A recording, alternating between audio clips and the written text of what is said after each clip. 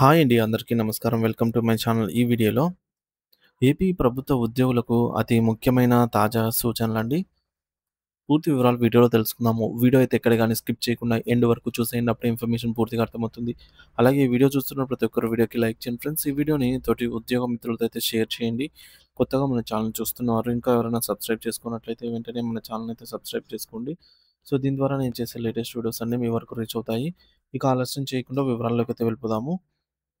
Friends ఆ విషయానికొచ్చినట్లయితే ప్రభుత్వ ఉద్యోగులపై దాడి చేస్తే కొత్త భారతీయ న్యాయ సంహిత బీఎన్ఎస్ చట్టం ప్రకారంగా ఏమవుతుందనేది చూద్దాము. ఫ్రెండ్స్ ఈ మధ్య కాలంలో ప్రభుత్వ ఉద్యోగులపై దాడులు, బెదిరింపులు సర్వసాధారణంగా మారిన విషయం మనందరికీ తెలిసిందే.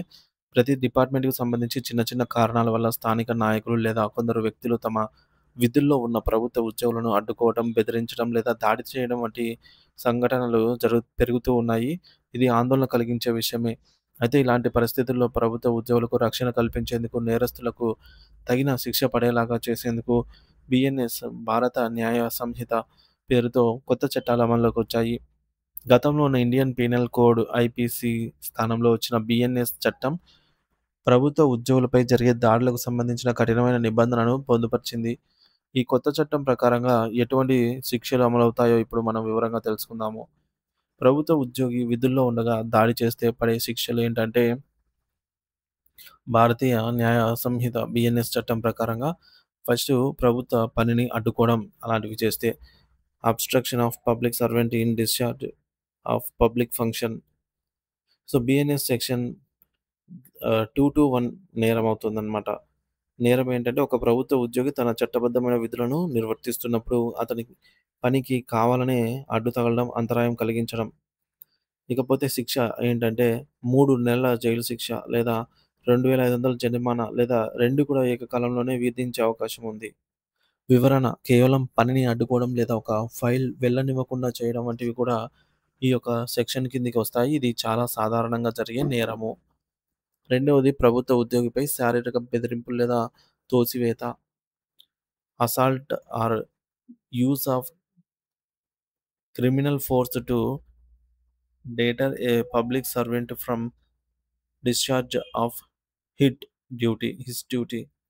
సో, బీఎన్ఎస్ సెక్షన్ ఏంటంటే 132 కిందకొస్తుంది. నేరం ఏంటంటే ప్రభుత్వ ఉద్యోగిని శారీరకంగా బెదిరించడం, భయపెట్టడం, నెట్టివేయడం, చేతులతో పట్టుకోవడం లేదా బలవంతంగా అడ్డుకోవడం వంటివి ఈ కోవలోకొస్తాయి. ఇక్కడ దాడికి పాల్పడాలనే ఉద్దేశ్యం స్పష్టంగా కనిపిస్తుంది.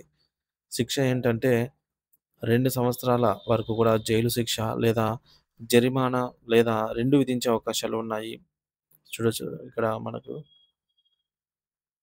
ఇక వివరణ కేవలం బెదిరింపు మాటలతో పాటు శారీరక దురుసుతనం చూపిన ఈ సెక్షన్ కింద శిక్షార్హులవుతారు. ఇది నేరుగా ప్రభుత్వ అధికారి పనిని అడ్డుకోవడమే కాకుండా వారి వ్యక్తిగత భద్రతకు ముప్పు కలిగించడం కిందికి వస్తుంది.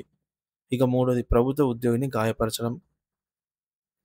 So, voluntary causing hurt to deter public servant from his duty.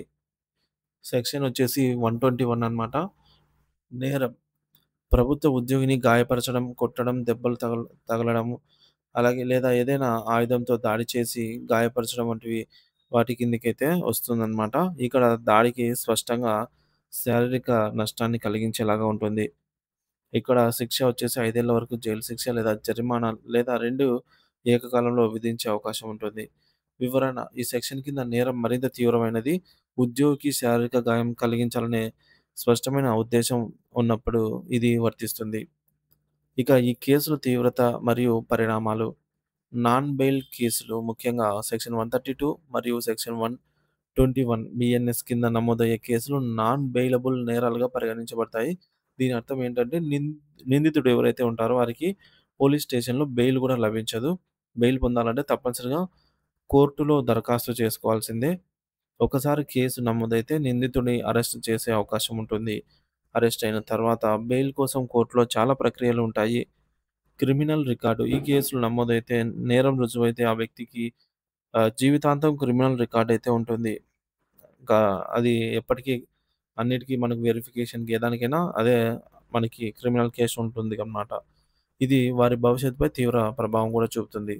ఉద్యోగ అవకాశాలు ఏదైనా ప్రభుత్వ లేదా ప్రైవేటు ఉద్యోగానికి దరఖాస్తు చేసినప్పుడు క్రిమినల్ రికార్డ్ ఉన్నందున ఆ దరఖాస్తు తిరస్కరించబడే అవకాశం ఉంది. పాస్‌పోర్ట్ మరియు విదేశీ ప్రయాణం. పాస్‌పోర్ట్ పొందడంలో లేదా విదేశీ ప్రయాణించడంతో తీవ్రమైన ఆంక్షలు ఎదురవుతాయి. ఇతర దేశాల వారికి వీసా అయితే నిరాకరించవచ్చు. సామాజిక గుర్తింపు. సమాజంలో వారి పరువు, ప్రతిష్ట కూడా దెబ్బతింటుంది. ముఖ్యమైన గమనిక. ప్రభుత్వ ఉద్యోగులు ప్రజలకు సేవ చేయడానికి నియమితులవుతూ ఉంటారు. వారి పనిని అడ్డుకోవడం, వారిపై దాడి చేయడం కేవలం ఆ వ్యక్తిపై దాడి చేయడం మాత్రమే కాదు, అది ప్రభుత్వ వ్యవస్థపై దాడి చేయడంతో సమానమవుతుంది. కొత్త భారతీయ న్యాయ సంహిత ఈ చట్టం ఈ తరహా నేరాలను చాలా సీరియస్‌గా అయితే పరిగణిస్తుంది. కాబట్టి ప్రతి ఒక్కరు కూడా చట్టాన్ని గౌరవించి ప్రభుత్వ ఉద్యోగులు తమ విధులను సక్రమంగా నిర్వర్తించేలాగా సహకరించాలి. ఏమైనా సమస్యలు ఉన్నట్లయితే చట్టబద్ధమైన మార్గాల ద్వారా వాటిని పరిష్కరించుకోవాలి. సో, ఈ సమాచారాన్ని ప్రతి ఒక్క ఉద్యోగ మిత్రునికి, పెన్షనర్ మిత్రునికి కూడా షేర్ చేస్తాననైతే ఆశిస్తున్నాను. Thank you for watching this video.